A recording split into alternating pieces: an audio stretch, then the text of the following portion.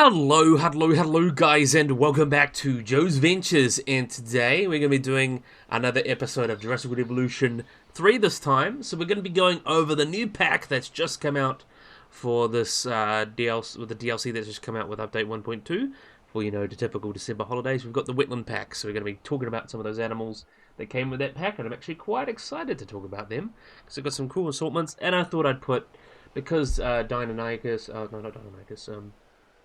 Deinocheirus has got new swimming stuff and animation. I thought I'd show them off as well, and plus the cute little duck babies. So yeah, we're going to be starting off with the really goofy little goober, little Hypsilophodon. So let's have a look at this guy.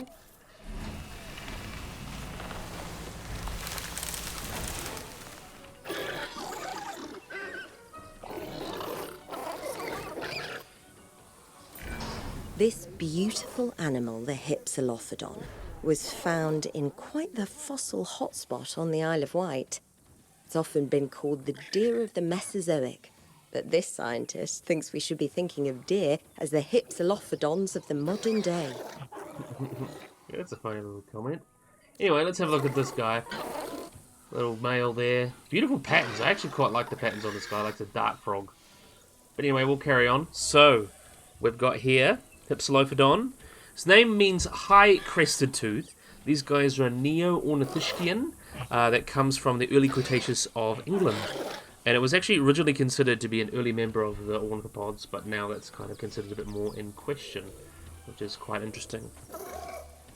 So the first kind of specimens, this animal is a very old animal, and it has quite a sort of history. It's actually named by Thomas Huxley in 1869, so a very animal with very much of a long history. So it was first described in first found in 1849, when workers dug up the soon-to-be called Maxwell Bowerbank block out of Wessex. So it was in England, of course, and it was out of the Wessex Formation and part of the Weldon Group. And it was about 100 yards west of the Cowley's Chine, which was about the southwest coast of the Isle of Wight. Then the large block was actually quite a large block, had vertebrae, stuff like that. It was given to naturalist James Scott Bowerbank, and the remainder was given to Gideon Mantell. And upon his death, Gideon Mantell the portion was acquired by the museum, and then the Bowerbanks was found later, which he considered to be a young iguanodon, but then it was described as its own genus by Huxley in 1869 in a lecture. And it was then named Hypsilophodon fuchsi, which refers to the fox skull. So I believe that's where the skull was found. That was added to which is the holotype, and the other bits were added to it. And this animal has a lot of taxonomic history to it. It's been lumped with a lot of species, and then other species genera have been lumped from it. So a lot of stuff that was thought to be Hypsilophodon is actually other genera such as Aurodromius and Zephysaurus and other dryosaurids, but it seems to have kind of blown and then shrunk again. So really, Hypsilophodon is only known from the Isle of Wight of early Cretaceous England. So that's kind of its taxonomic history, very quickly summed, kind of summarised. Next up, though, it is quite a small dinosaur. I'm actually going to quickly check breeding. Does it requires a small nest? So do we have a small nest? I'm pretty sure we do. Small nest, yes, we do have a small nest. So hopefully we'll get some breeding. I want some breeding going on so I can show off the babies. Anyway, Hypsilophodon was a relatively small dinosaur, though not quite as small as animals such as Compsognathus. So this guy got to about 7 feet long, or just over 2 meters. And this had its origin from Gideon Mantell, who kind of saw the specimen. However, it was actually a little bit downsized, as that femur actually belonged to a different dinosaur, Vladosaurus, which is not closely related to this guy, and it's actually a bit smaller, so a maximum length of about 6 feet long. And typical specimens were probably about 1.5 meters long, so not huge animals, and probably weighed about 20 kilograms, so not huge animals. And like most small dinosaurs, they were bipedal. They ran on 2 legs, as you can see as she sleeps on the ground there. And then, obviously run around on those 2 legs. And they had a lot of adaptations that were really aided this kind of locomotion, because they had light weight, they had a small skeleton, like small heads. They had much more skeleton than they needed to.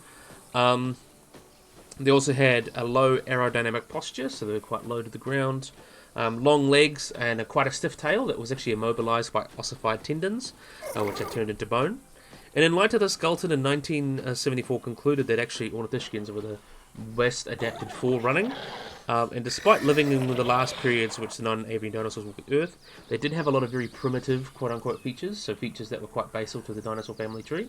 As you can see, he's actually got 5 fingers there, 1, 2, 3, 4, 5, which is very interesting, and 4 on the foot, 1, 2, 3, 4. And they actually believe they could have used it to grasp food, which is very interesting as well. So we'll have a look at someone else. Let's see if we can cycle to another dinosaur. See what else someone's doing. It's really beautiful. I actually quite like these guys. Let's see if we can spot. We'll have a look at you because I like your colours. Okay, so cranial anatomy. So they had a beak like most ornithischians, but it was quite primitive. They also still had 5 pointed triangular teeth in the upper jaw, the front of jaw, and the premaxilla. Though most herbivorous dinosaurs, they kind of lost them, but these guys tended to keep them for whatever reason. Probably to help better with, biting things. In terms as well as of the skull was actually short, and you can see it's got quite a big head. A lot of thick. The snout was also quite triangular and sharply pointed, and ended in an upper beak with a cutting edge, and also very large eye sockets. Big eyes to all the better to see with, which is interesting as well. And its post-cranial anatomy, what is known as consists of 9 vertebrae, 15 or 16 dorsal vertebrae, 5 or 6 sacral vertebrae, and about 48 vertebrae in its tail. The processes on the underside of the tail, the chevrons were all connected by ossified tendons, as I kind of mentioned before. So these are tendons that have become, ossified, become bone, and that helps keep the tail stiff, which helps with running. And there was actually a very interesting long-lived misconception about this species. Let's see if we can actually help them. So they're missing ground leaf. They are thriving though. Ground leaf and wetland. So let's put some ground leaf and wetland in there. And then put a little bit of wetland. Cool. So hopefully now they will breed, because I want them to breed. You know what? We'll actually get them to breed. We'll quickly take a break in talking and then just create a plan. Let's see if they'll breed. We'll do a structured breeding program. If it works with the scientists. We don't have scientists technically, so I guess that might not work. But anyway, we'll carry on. I do want them to breed. Hopefully they will breed. They should breed. Always succeed. Let me actually check quickly in the settings. Sandbox settings, dinosaur lifespan. Will not go up.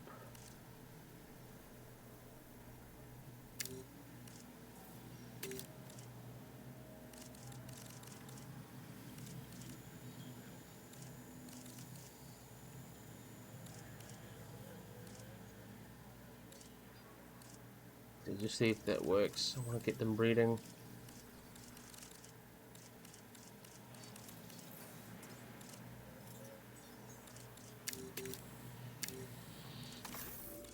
Okay, let's carry on back to that.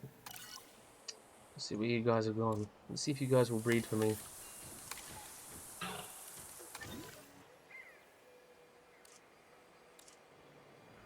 They all have high chances of breeding. That's good. Alright. Sorry to interrupt you, but we'll carry on.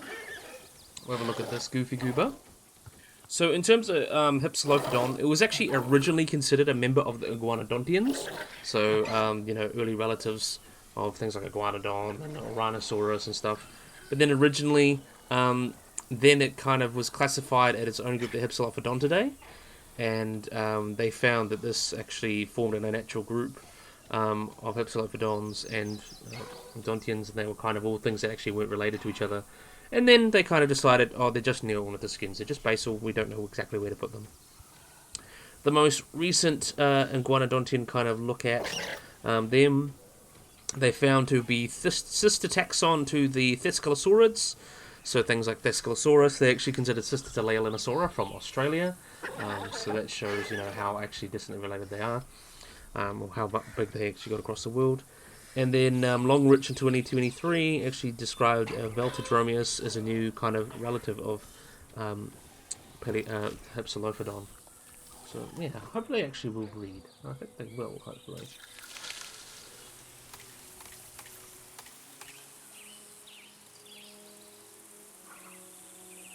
I'll probably just have to claim it, I guess.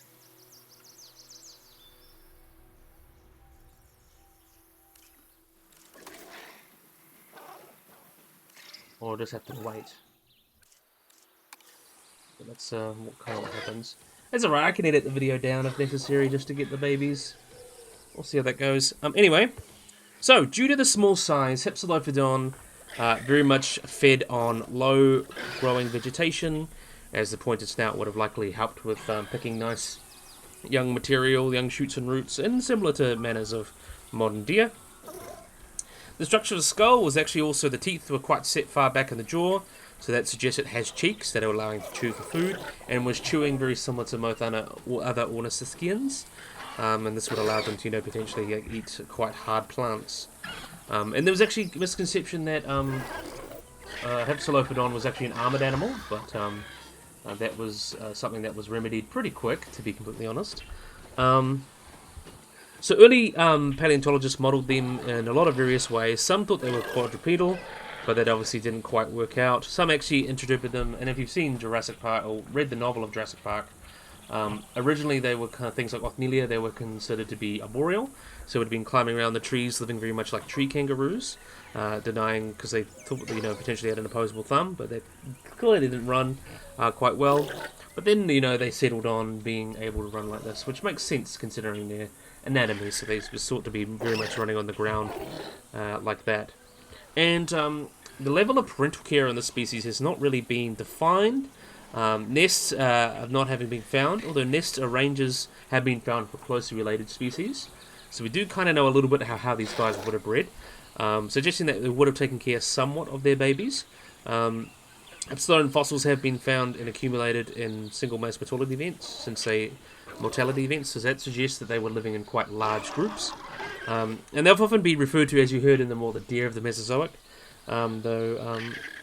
with some indications actually suggesting they may have had some sexual dimorphism, with some specimens actually having 5 instead of 6 sacral vertebrae, and some that should normally count as a sex. So the kind of normally count. In some specimens, the vertebrae should normally count as the first has a rib not touching the pelvis. So that believe that could be something to do with male and females, having a bit more space in their body for having eggs and things like that. So that's kind of how that works out. And let's see if I actually get them breeding.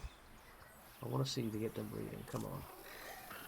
Okay, so we managed to get it working. So we managed to get the Hypsilophodons to have babies. So we'll have a look at them. But yeah, as I talked before, parental care is not defined, but there is evidence of sexual dimorphism, and we know that they potentially lived in large groups because we have a mass mortality event potentially from them, accumulated from whatever happened, maybe a flood or what happened. And there is some potential sexual dimorphism from these guys. So Hypsilophodon is a very interesting animal with a lot of history to it, and I think it was weird how a lot of people kind of poo-pooed it as an animal to add in the game. Like, obviously it's a bit weird for a wetland pack, but it is an animal I think still worth adding just because of how interesting it is in terms of its history. It was an animal that definitely was cool, and it's nice to have some more small animals, in my opinion. So we're going to carry on, and then we have a look, cute little babies, which I'm actually very excited to see. I think they're going to be absolutely adorbs. So let's have a look at these little goobers. So we'll wait for that. Oh, so let's like it down to that.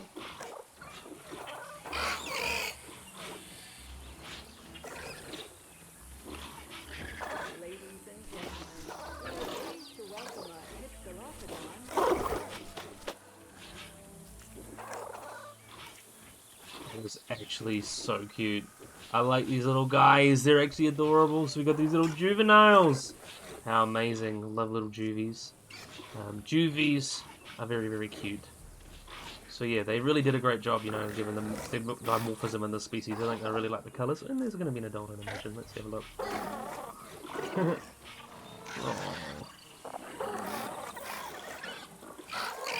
What a good mum. That is actually adorable. Amazing. Alright, so now we're going to let these guys go up and do their thing. So we're going to start off next with the next animal. We have got Austroraptor. So let's have a look at this cool animal.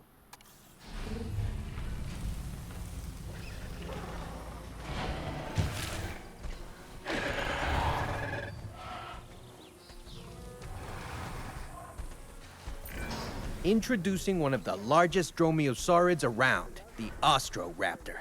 Not a dinosaur you want to meet in a dark alley, or Cretaceous Argentina, where it first evolved. It was a diverse and challenging landscape back then, and this animal is one heck of a survivor to have thrived in a time period like that. To put a fish in there really quick, but other than that,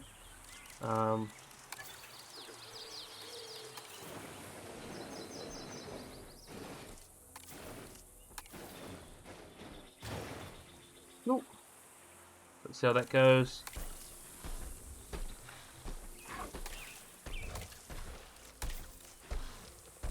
That's the male. Let's see how the breeding for the female goes. Just quickly before we get stuck into them. So it requires a medium nest, so we'll put in a medium nest. Don't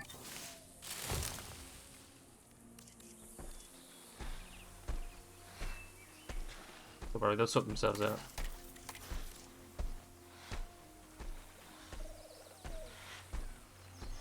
Anyway, so let's carry on. So here we've got Austroraptor. So there's the female. Let's see if we can find the male again. There he is. Austroraptor. And I've got to say, I really love the colours and the little feathers and stuff. They did a pretty good job in most regards with that one. So yeah, this is Austroraptor. So Austroraptor is a genus of unilagine theropod dinosaur that comes from both the Campanian and the Maastrichtian of the late Cretaceous of Argentina. So if you guys seen Prehistoric Planet, you probably know what this guy is. He was in the second season of Prehistoric Planet. Really, really interesting animal. So the type specimen of Austroraptor, the holotype was found at the Banjo de Santa Rosa locality in the Allen Formation of Rio Negro in Argentina. The specimen was collected in 2002 by the team of Fernando Emilio Novas of the Museo Argentino de Solo Naturales. And it contains a fragmentary skeleton that includes part of the skull, the lower jaw, a few neck vertebrae, and torso vertebrae too, some ribs, humerus, and assorted bones. So the animal itself was actually prepared by Maribo Pablo Isali and Singora Ranali. And in 2008 it was described as Austroraptor capazani. It was named described by Emilio Novas, Diego Pol, Juan, and all those Jan and Jose, so however you say them. I'm not Spanish, I don't know all these words. The genus name itself means southern thief, so it's the Austroraptor, the southern thief. And the specific name honors Hector Tito Calbaza, who founded the place where the specimen was partially studied. And there was actually a second specimen found in 2012 by Phil Curry and Adrana Paula Carbajal. We found this was a second partial skeleton with a adult that was slightly smaller than the holotype, and was collected, and it contains complements the holotype because it actually was missing things like the lower arm, hands, and foot. So they did a pretty good job in that regard. I don't know if he's in deep water yet. I think he might just not be sitting. So he's expanding territory. Let's see how these guys are doing. Okay, so they have that in their territory, which is good. So we're just going to wait for them to start breeding and sort their territory out. So in terms of its description, these are the largest dromaeosaurs from the southern hemisphere. And it was found to be about 5 meters long and about 16 feet long and weighed about 368 kilograms, or just over 800 pounds. And some more recent estimates suggest it may up to 500 kilograms. But yeah, potentially they were kind of those kind of sizes. So one of the distinguishing traits, it's almost like a Spinosaur. It's got a very, very long skull, and it had much more conical teeth. Look, we got a nest already done. Look at that. Aren't we awesome? So these guys would have had much more longer snouts and non-serrated teeth that were more conical, which are comparable to those of Spinosaurids, which definitely does suggest that this guy was a... let me just hide the dinosaur just a bit. So this guy was definitely some sort of fish eater. And they also shared a trait that is actually unique to it and Adamosaurus, which had a descending process of the lacrimal bones as well. And we'll have a look at the cute little babies as we have a look. Oh, so we've got 4 minutes there. So we'll let them do their thing while we carry on talking about them. Which is very interesting. And the fourth toe is over twice the width of the second toe, which is very interesting as well. And this has caused some suggestions that this might actually be a hybrid or a chimera, so two animals like Irukakara, which we covered in our last video, maybe two animals in one. but we don't really know 100% if that works out quite well. And they also do have several bones that actually are similar to smaller troodontids, so things like Xenu long and stuff like that, and you know, has short arms as well, which is actually quite similar to Tyrannosaurus, which is very interesting. So distinguishing traits, however little of the entire skeleton was found, it does have some interesting traits, such as the lateral being highly pneumatized, which means it had a lot of air in it. Which is very interesting as well. And you can see the male has got a bit of a sexual dimorphism there. You can see the male there has got kind of a little bit of a crest there, which is a cool bit of sexual dimorphism. And let's see if you can spot the females. Where are they? They're all hiding. I want to see if you can get a good look at the girls, because, you know, we've got to get a good look at the girls. Let's see if we can just get you in the light. What are you doing in there, miss? Definitely loving in the cover. There you go. So here's our female. So in terms of classification, it is considered an Unulagine, which is a group of Dromaeosaurs, and may have actually, more recent it suggests they may have been their own thing entirely. But they are suggested to be related to things like Buetoraptor and Rahanavis. So we're going to have a feed there, really, really awesome. I like this animation, they kind of eat it, and then there's like, they miss it, I think. I've seen a couple videos on it, but it's nice to make my own, of course. Oh, there we go. Oh! Don't let it get away there, mate. Very cute. But yeah, it is considered to be kind of a relative of things like Unulagia, Buetoraptor, and those kind of animals, which is interesting. Yeah, in terms of paleobiology, a lot of that anatomy you can see is very convergent with Spinosaurs. Even though they're more closely related, of course, they've got better capabilities for running and pursuing predators than things like Austroraptor, which were more stocky. These guys suggest they maintain high speeds, and Buetoraptor was very much like that. Models of Buetoraptors actually suggest they may have travelled in large packs or large distances in pursuit of prey, which with very much that long-legged gait. But also these models kind of suggest, the teeth as well suggest that they would have had pretty good ability to eat, you know, small, you know, fish and things, very much, you know, potentially like that, which makes sense for an animal in a wetland pack. And since it probably actually had really good adaptations for walking and stuff, it may have eaten fish as a lot of part of the diet, but they have a weird amount of adaptations for just eating fish, since they've got long legs, you know. They probably eat a lot of fish, and they would have been very, you know, eating a lot of fish, but they do have some weird adaptations for moving long distances, which is very interesting. Yeah, very, very cool to see that we've got these guys here. So let's see how long we've got there, 45 seconds. But yeah, in terms of paleobiology, these guys, as I mentioned, lived in the late Cretaceous, so very late Cretaceous, and lived with all sorts of very interesting animals. You might have known if you've heard of, because there's a lot of decreasing times of the Carcharodontosaurids. This was much more the time of the Megaraptorans and Abelisaurids. So these guys would have lived with animals like Carnotaurus, Acurosaurus as well, Saltosaurus, Aeolosaurus, and lots of different titanosaurs and things. Titanosaurs, birds and hadrosaurus such as Bonapartosaurus and Lapampasaurus. So a very rich formation, lots of dinosaurs, but also, you know, lots of your typical other smaller animals and things. I think they're about to do an animation. Let's have a look. Are they going to do anything? They're just going to stand there. But let's have a look at the babies.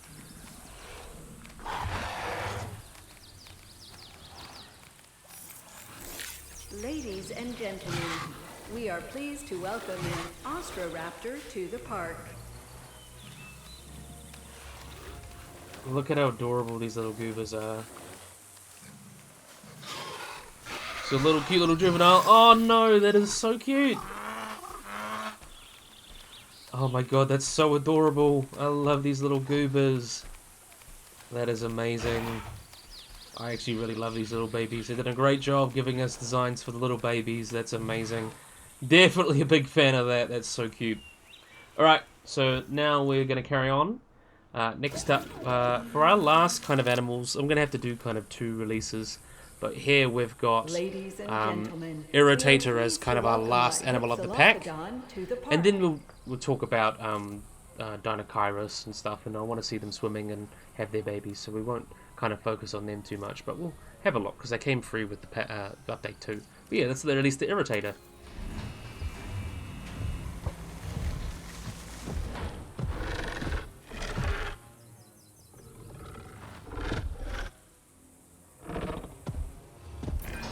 Ah, the Irritator. The first skull of this species was actually modified by collectors before scientists got a chance to look at it. The scientists then named this dinosaur in recognition of the irritation they felt when they learned the skull had been messed with. But Irritator by name, not by nature. Good one. Alright, we'll release the other one. See what it looks like with both of them in there.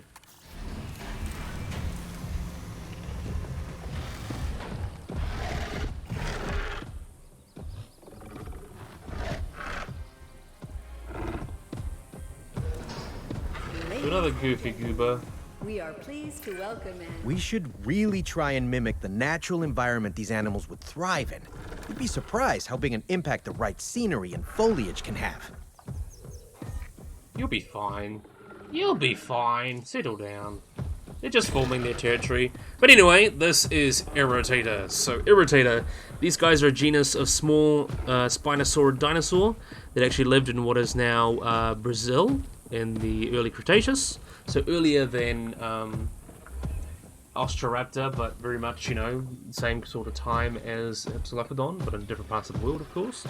So it is known from a nearly complete skull from the Romualdo Formation in the Aripe Basin. Fossil dealers actually acquired the skull and then sold the skull to the State Museum of Natural History in Stuttgart. And in 1996, the holotype of the type species was named Irritator challengeri because it was comes from the word irritation, as they mentioned in the kind of thing. Reconstructing it was a bit of a pain. So they kind of found it was heavy damage and stuff like that. But then Challengeri is actually named from the fictional character Professor Challenger from the Arthur Conan Doyle novels, which is interesting. So there is another genera that's kind of been lumped into the species, Angulturama lamai, which was known from a snout tip and is found to be a junior synonym. So both have come from the same stratigraphic unit, and it was previously proposed they were part of the same skull. But there's obviously no overlapping material. So it is reasonable to assume, of course, that it could be, but we really just don't have enough to go off to really tell us that, which is interesting. Let's see if we'll go for a swim. We've got to go for a swim. Or let's go for a drink. Oh, they're doing a cute little animation over there. We'll have a look there. Oh, that's cute. Slap each other in the face. Let's have a look at the gills. Alright. So, as I mentioned, the Irritator itself was found in a chalk formation found in Santa de Cali in northern Brazil. The other bits, such as Oxlania, is a bit more north. This is kind of more in the middle of Brazil. It had a very interesting old interpretation of it. It's really funky, but this is, you know, a little bit more kind of what we expect from something like Irritator. See if you can actually breed. We'll quickly check if you can breed again. So they're kind of cool. They do have a large... Oh, they need a large nest. So we'll have a large nest for them. There we go. Let's have a look at you over there. That's actually quite cute. Have a little, like, scratch there. Anyway, so the skull was actually found flattened and which is, you know, crushed, which is actually quite common in fossils. So they kind of had a look into a CT scan to try and reconstruct it, what it actually looked like. And because of that, but also the collectors seem to have actually broken it, they kind of came up with the name Irritator because of that. Then they tried to describe it, and it was still quite encased in that rock, so the rock was really hard to kind of get into as well, further, you know, helping with the name. And looking at it as well, they regarded it as kind of a relative, you know, similar to Irritator or something like that when they described it. They found kind of a bit of the another skull, and that became Megaria as well, which was from the same time as place as, you know, Irritator, so very likely the same thing. So British paleontologists kind of, you know, considered it part of Irritator, which is interesting as well. And there's actually a bit of more found about it. There are some isolated elements. There have also yielded some postcranial bits, which is hard to kind of tell to this guy because obviously there's not a lot of overlap. But there have been some actually quite complete specimens that come, you know, with hand claws and sacral vertebrae and stuff like that. And it's actually quite cool that we get to, you know, see this sail there, or kind of the sail of the tail, because of course this was actually very much something that they had, you know, we know Spinosaurus had it, so it's very interesting they gave it to this interpretation, because Spinosaurus, you know, won't have it. So it's a large nesting area. See if anyone's claimed it yet. So the animal is claiming the nest, so we will have some babies soon, so that'll be very cool. So yeah, it's got a very long assorted history of kind of like its taxonomic history with Irritator and why Irritator and Amergania and how that kind of goes in, but I'm not going to spend too much time on that because I know you can just read that up for yourselves. I want to talk more about the animals description and things. So even at like the maximal sizes, it was quite small for a Spinosaurid actually. So a lot of estimates put it between about 7.5 meters and 1 ton. The more recent estimates kind of agree with that, about 6 meters long, about 2 meters tall, and about, some have even suggested potentially one that may have got to 10 meters. So it may have gotten a bit larger, so at most, you know, maybe 10 meters and weighed about, you know, 3 or 4 tons, 3 or 4 tons or so. With the Amergania, if that is considered as well, that would make it bigger, about 9 meters in length.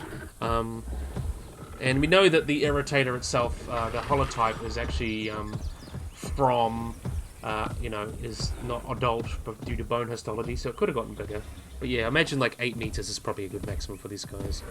And as we mentioned, the skull was quite damaged, but we do have a pretty good idea of the brain case and stuff like that. So we have a pretty good idea. It had a lot of anatomy that was quite similar to things like Allosaurus, but also its nostrils are actually smaller than things like Suchomimus, and kind of like a mixed trait between Allosaurus and, which is quite funny, Allosaurus and Spinosaurus baryonyx, so very interesting as well. At a thin sagittal crest, as you can see there, most Spinosaurids typically have that.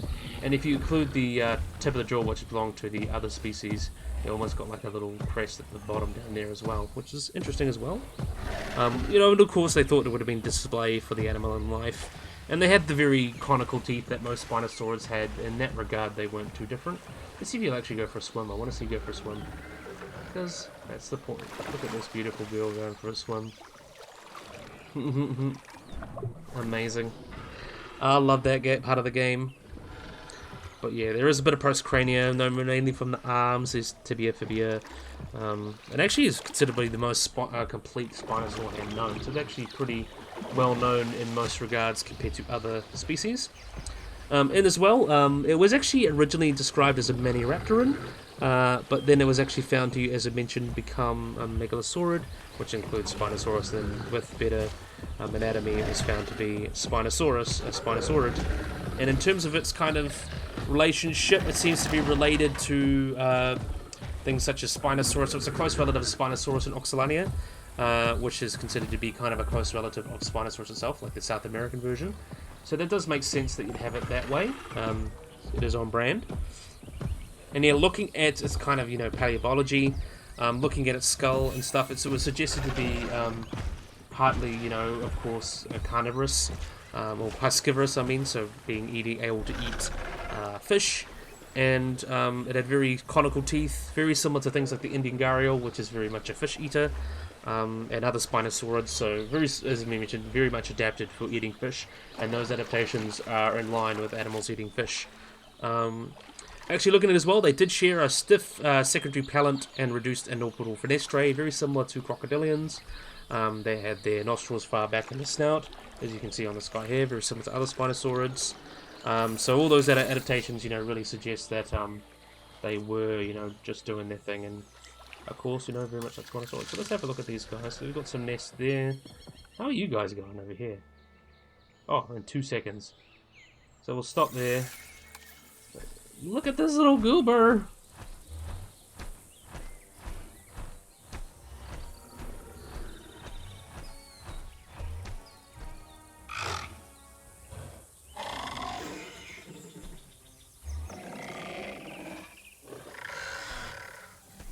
Ladies and gentlemen, we are pleased to welcome an Irritator to the park. I do have to say that is very, very cute. I'm just going to say that's very, very cute. But yeah, they also had an enlarged snout tip, very similar to a gharial as well, which is found in the Amrigomara holotype, so that suggests that it may have been a little bit more adapted for general feeding, and there has been actually Spinosaurid remains with found inside, with like iguanodon bones found inside them, so they're a bit more generalist. You know, crocodiles are generalists, so these guys would have been well adapted for fish, but they definitely would have not turned their nose up to most things, which is interesting as well. In terms of aquatic habits, it seemed to have likely very much been semi-aquatic. Studies show with isotope analysis and bone histology, they would have been well adapted for these kind of environments. Like most Spinosaurids, very interesting as well. And they've actually done CT scans on its brain and sensors and stuff. So because it has actually quite a well-preserved brain case, this indicates they actually would have been quite good at. They would have had like a snout that turned downwards, and quite fast head movements, stereoscopic vision, so great depth perception, which are all things that kind of very much agree. Oh, that's very cute. Oh, he's like, Mum, what are you doing? That's so cute. But anyway, yeah, a lot of these adaptations are very similar to animals like herons and crocodiles, so that just adds more evidence to them being potentially very much piscivorous feeders. They also have a really well-developed cochlear duct that suggests they would have had an average hearing frequency of 1,950 Hz and a bandwidth of 3,000 Hz. So that would have made them kind of in between hearing the crocodiles and birds, which is very interesting as well. But yeah, as we mentioned as well, it did live in the Rolamado Formation, which is the early Cretaceous of Brazil, so a little bit more north. I'll see who else. We'll have a look at you, Mr. Beautiful. Very, very cool. So at this time, this would have been with the Southern Atlantic Ocean was opening, so it would have been the ocean opening up, but there were still parts of Africa and Brazil actually connected, so that suggests why they have such similar fauna. The area itself was a Lagerstadt, so there was a lot of sediment that created really good conditions for preservation, and they've found a lot of animals, including pterosaurs and dinosaurs, preserving a lot of different, very important like soft tissues and stuff, so it's a very interesting well. And the formation itself would have been a coastal lagoon as well, and the climate would have been actually not too different compared to like semi-arid, so really not too similar from today in that area. So it would have been semi-arid, but there would have been a lot of dry stuff, but the climate would not have been too different. There are a lot of animals. This formation is very famous for having a lot of pterosaurs, so Cerodactylus, you know, Turpaxia, Marodactylus, Tropognathus were all pterosaurs that were found here. But we do have dinosaurs like Centenoraptor. You have an Megaraptor and a Dromaeosaur that are unnamed.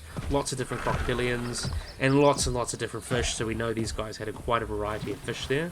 Though we don't have that many mammals, not mammals, large herbivores from this area, suggests they would have, a lot of the birds and pterosaurs and dinosaurs would have been eating a lot from these kind of water resources and stuff. And I saw that baby there. I saw them have a play. That was very, very cute. Very, very cute little guys. But anyway, there were similarities between the Romaldo and the Crotal formations that were found in Middle Africa. So that suggests they had similar species in there. That's when they were starting to diverge as Africa and Asia split.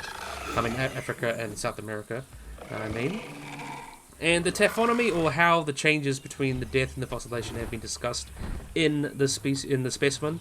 Those have just been disarticulated, so likely it would have been carried out to sea after dying, and the articulation of the skull would have been likely detached after the carcass, you know, just probably scavenged, or the, you know, cartilage between the everything rotted and then kind of fell to the bottom of the sea. That's very interesting as well. But yeah, it's very, very cool to see these guys. I love these goofy little goobers. Nice to see Irritator. I do quite like this species, and I've covered it. I've pretty much covered all these species, I think, except for Hypsilophodon. I've covered, you know, Austroraptor and Irritator and mods for Jurassic World Evolution 2.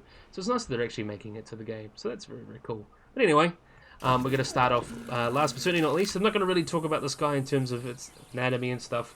I just want to kind of see this guy swimming and stuff. So here's a look at the Deinocheirus.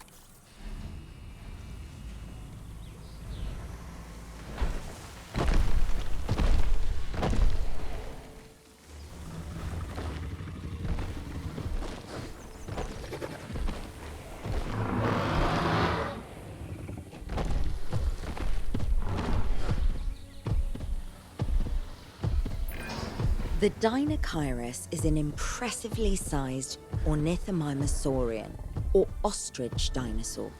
And it certainly does bear a passing resemblance to ostriches, considering its beak, feathers, and long neck.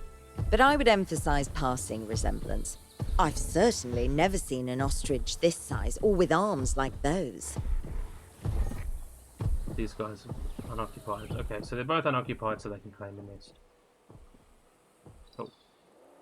So hopefully these two, because we've got a breeding pair, they will claim it. So I want to see these guys swimming. Let's have a look at you guys swimming. I like they went straight for the water. That's amazing. Let them swim. Oh no. I bet they're just roaming at the moment. Oh, they're going to do this social animation. Sounds about right. Straight out of JWE2. That's not a bad thing. It was always a good animation. I want to see them swim and eat. I think that'd be quite cool. There you go. And nice to have nice to have more dinosaurs using the swimming. That's very cool. Oh, and then he's eating, dabbling, you know, like a duck. That's amazing. I love that. Dabbling like a duck. That's cool. It really makes Deinocheirus even more distinct than it already was in the roster. That's really cool. I like that. Oh, got a fish. Very good. That's cool.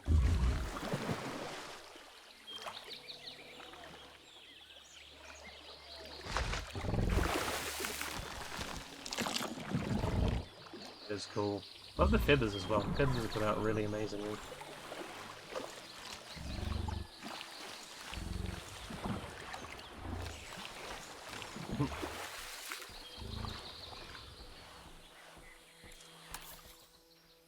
See how these guys are doing in terms of breeding. That's the male. Let's see what the female thinks. So obviously she's got to decide.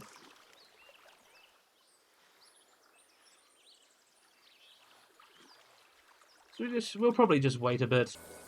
And would you look at that? Now we've got a baby.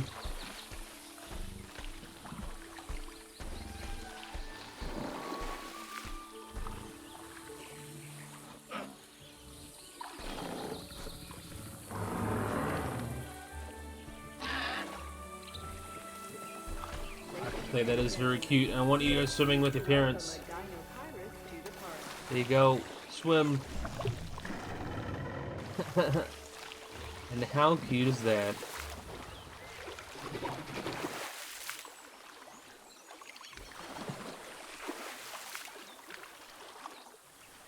Sitting with his parents. How cute. Love seeing him swim. Do a feeding animation. Are you hungry, little man?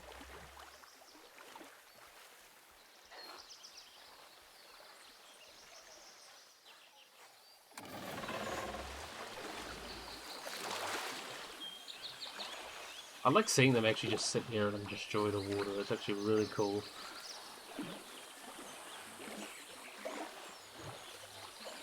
Really makes them distinct animals. I think adding, you know, all these extra little things that come with breed to older animals really just makes them distinct.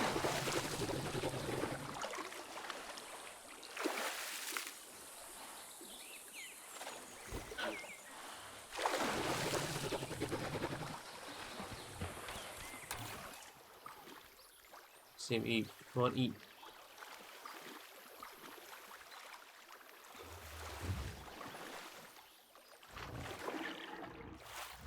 It was the same animation as his parents, probably. But anyway, I think that's enough of him. We've done a good job. So, yeah, I really hope you guys enjoy this pack. I actually quite like this pack. I haven't looked at the scenery stuff because obviously I'm not too I mean, I like that stuff. That stuff is important to make the game, but I like to show off the dinosaurs and talk about the dinosaurs. But I have to say that is a really cool pack. I really liked, you know, the additions, some interesting animals, and I really like that we got Deinocheirus for free. I hope that sets a precedent that we will get the rest of the DLC animals, because I think the roster really took a hit with all these animals that were cut. So I hope that we managed to get them all back for free, both the DLC and the free animals. We know the free animals are, but the original animals. that were in the base game. But the DLC ones, I think they should all come back for free or some form that is not too predatory, because we know what happened with Planet Coaster 2. But anyway, so yeah, I really hope you guys enjoyed this video. Hope you guys like and subscribe. Always remember to get the little bell icon to get notified about anything. See if you guys enjoyed this video. Hope you guys like and subscribe, and bye bye.